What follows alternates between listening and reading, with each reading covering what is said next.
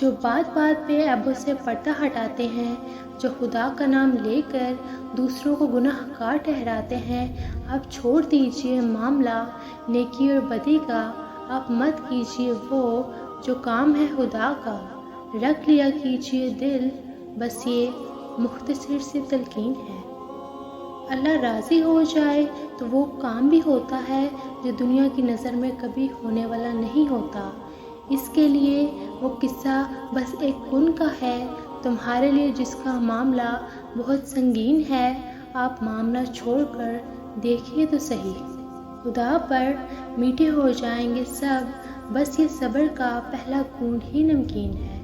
آپ خدا سے باتیں کرنا سیکھیے اور پھر دیکھیے کسی میں اتنی نہیں جتنی اس سے گفتگو میں تسکین ہے۔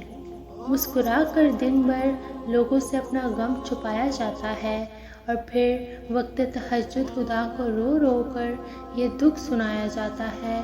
ہم جیسے تو تڑپ اٹھتے ہیں کسی اپنے کو جاتا ہوا دیکھ کر، ہم جیسوں کو سب بلا کر صبر کا کلمہ سکھایا جاتا ہے۔ وہ پہلے ہی وقت تھے جب دل خوف خدا سے نم تھے، اب تو بس انسان کو انسان سے ڈرایا جاتا ہے۔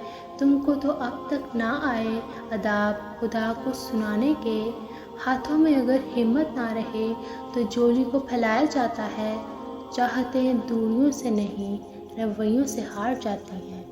معاملات خدا کے سپرد کر دینے والوں کو پھر اپنے فیصلوں پہ کبھی افسوس نہیں ہوتا۔